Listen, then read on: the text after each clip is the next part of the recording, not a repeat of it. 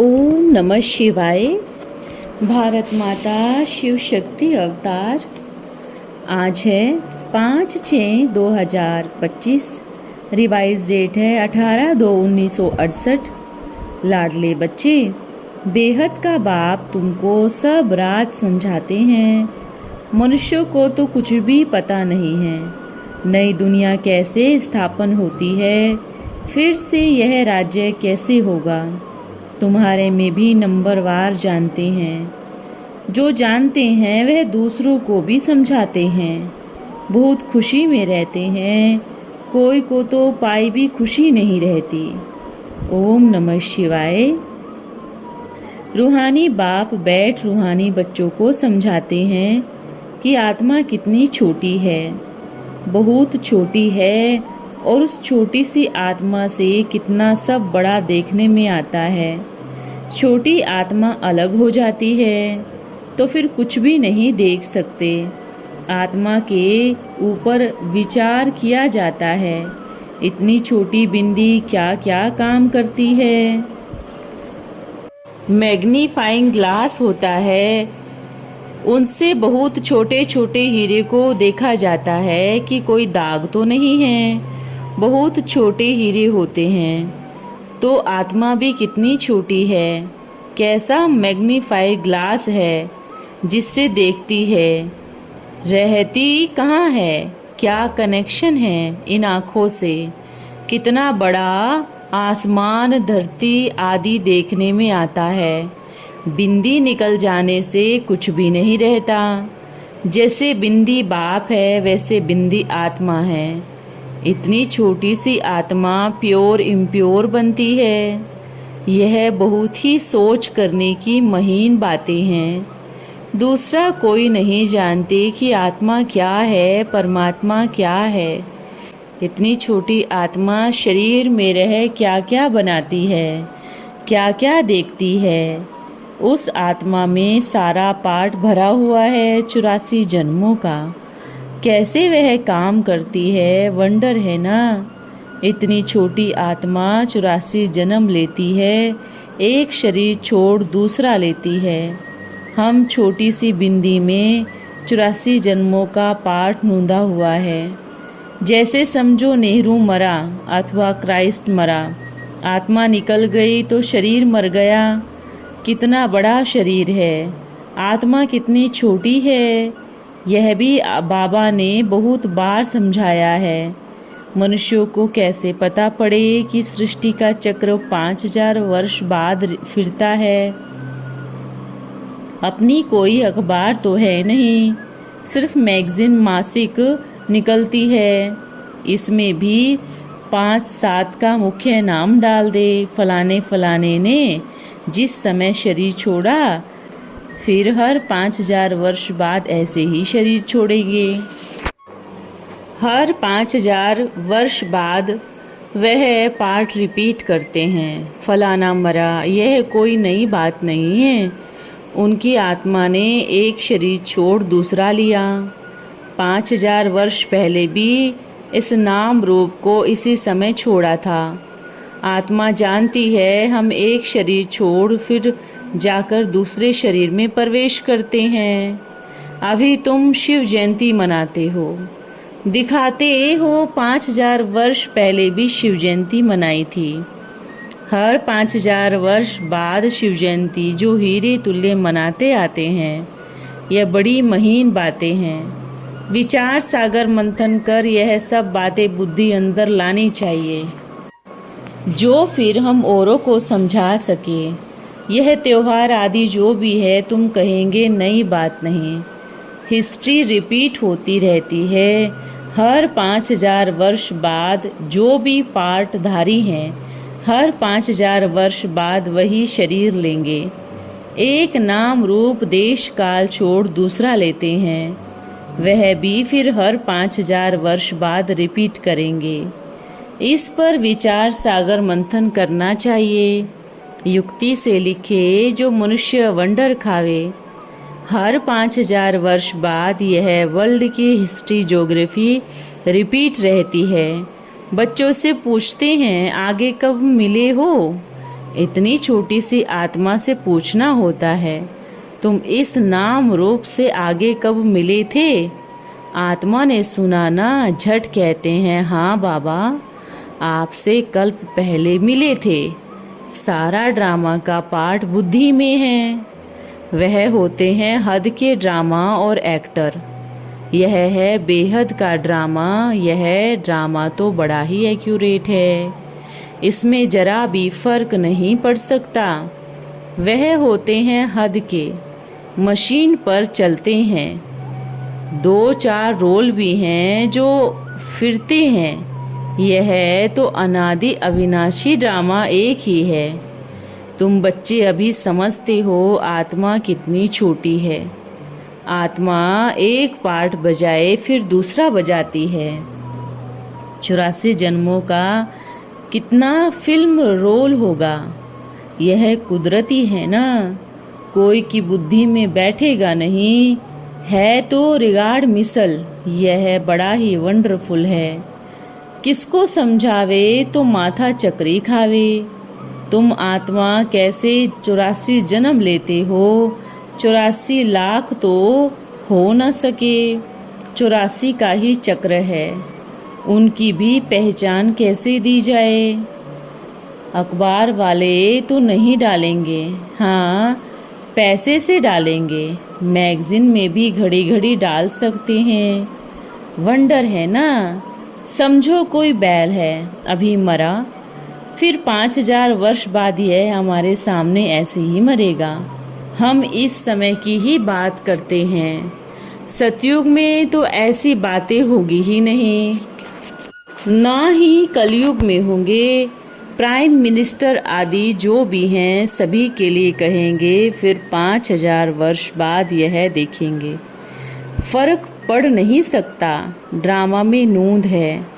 सतयुग में जानवर आदि भी बड़े फर्स्ट क्लास होते हैं, खूबसूरत होते हैं। तो यह सारी वर्ल्ड की हिस्ट्री ज्योग्राफी फिर रिपीट होगी।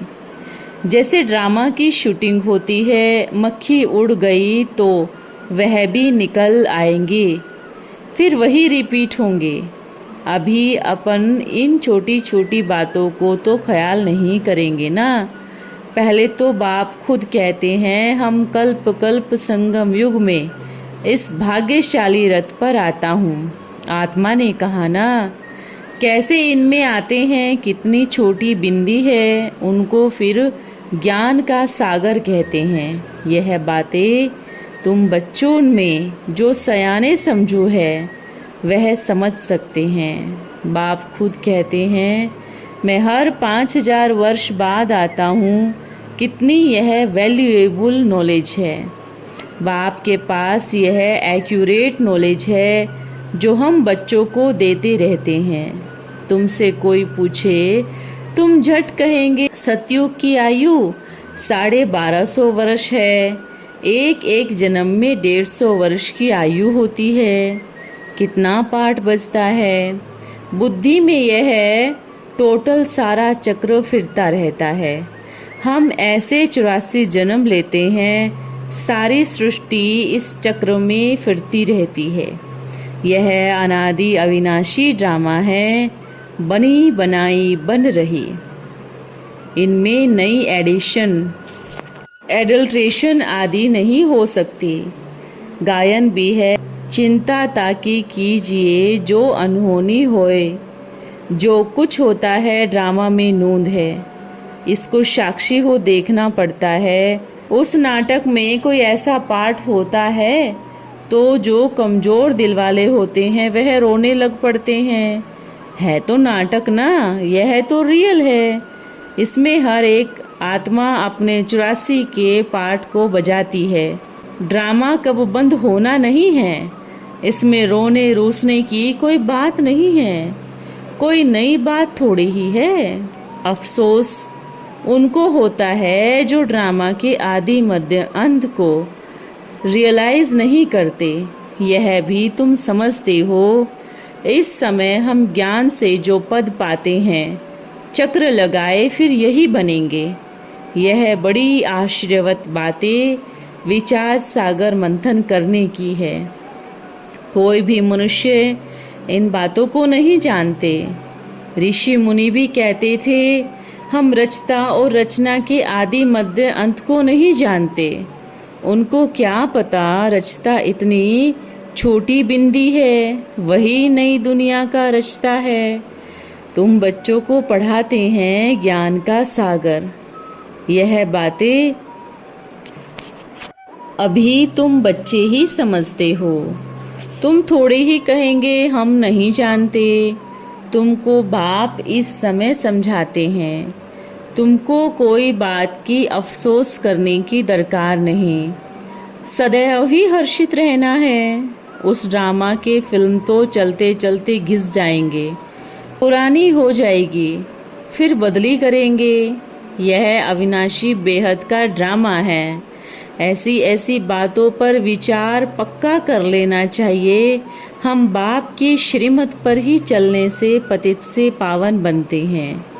और कोई बात ही नहीं जो हम तमो प्रधान से सतो प्रधान बन सकते हैं। आत्मा सतो प्रधान थी, पाठ बजाते बजाते तमो प्रधान बन गई है, फिर सतो प्रधान बनना है। न आत्मा विनाश को पा सकती है, न पाठ ही विनाश को पा सकते हैं। ऐसी ऐसी बातों पर कोई का भी विचार नहीं चलता।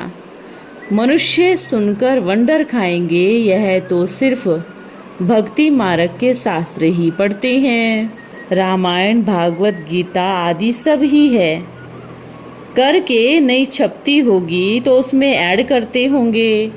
इसमें तो विचार सागर मंथन करना होता है।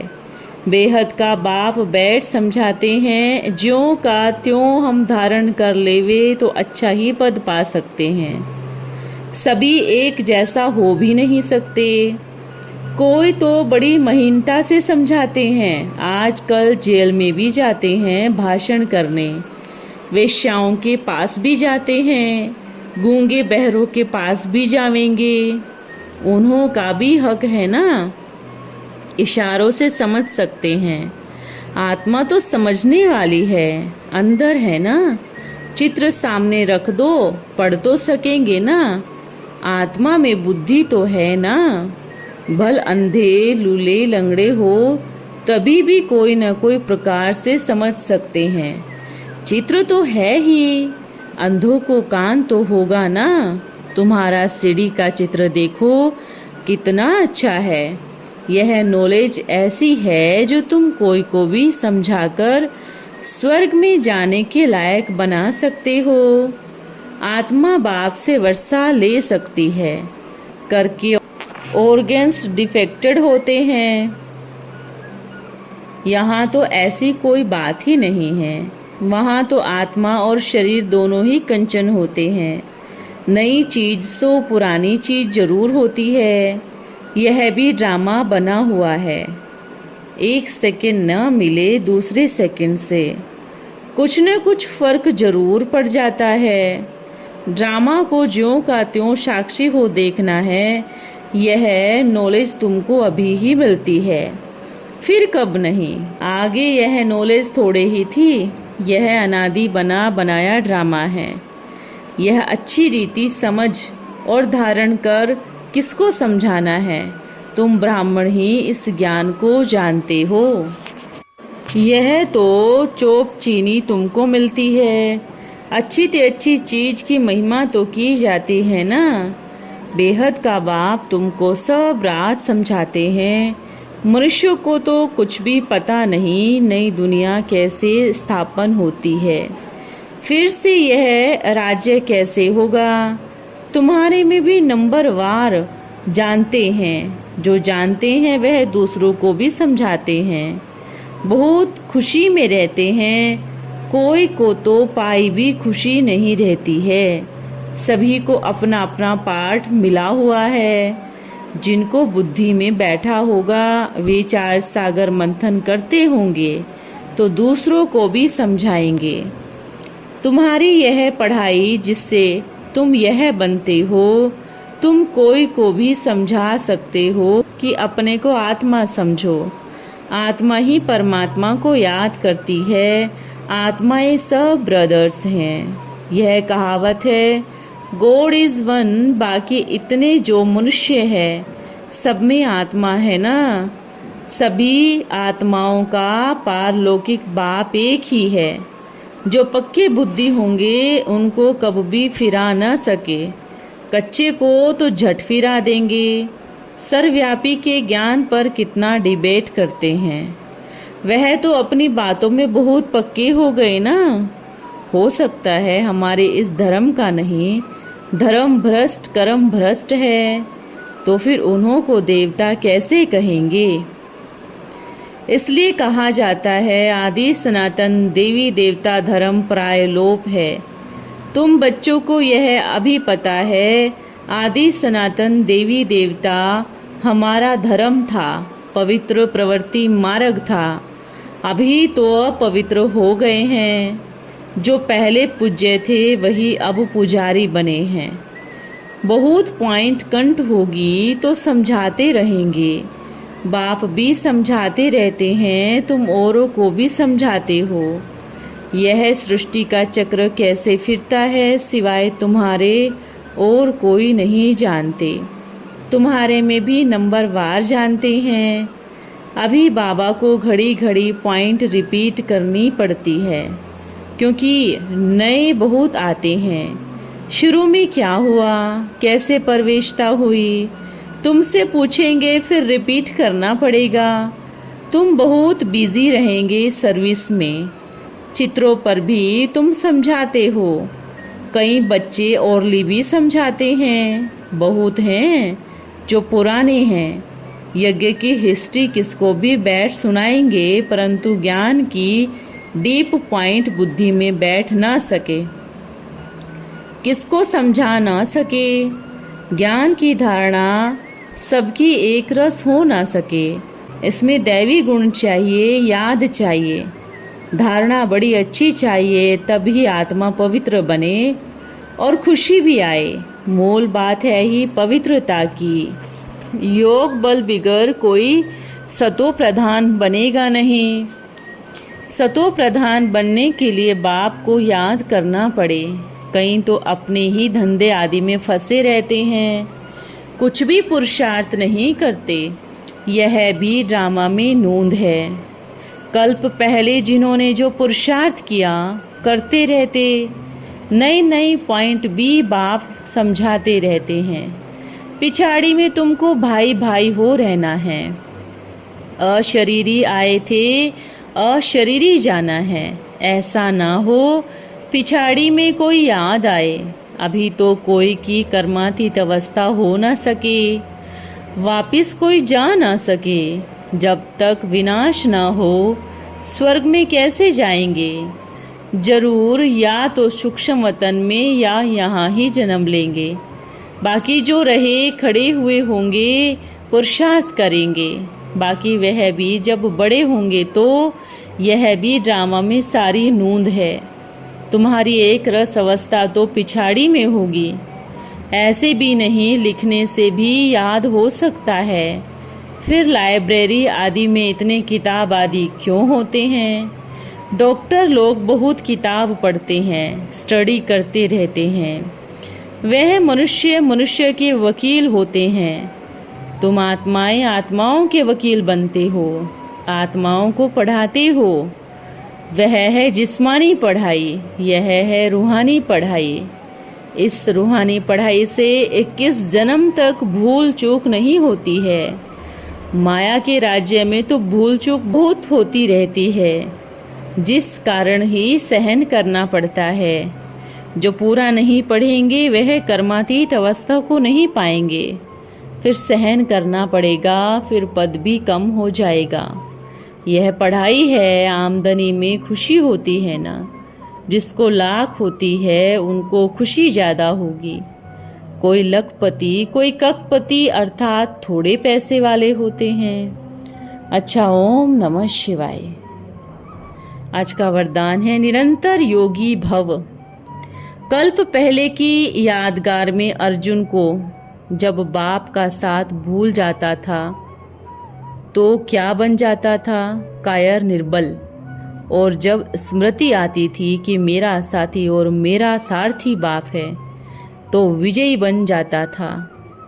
तो निरंतर सहज याद की सहज युक्ति एक ही है कि सदा अपने कंबाइंड स्वरूप को याद रखो कि मैं शिव शक्ति हूँ। तो कभी भी कमजोरी के संकल्प भी क्या स्वप्न में भी नहीं आएंगे। ओम नमः शिवाय।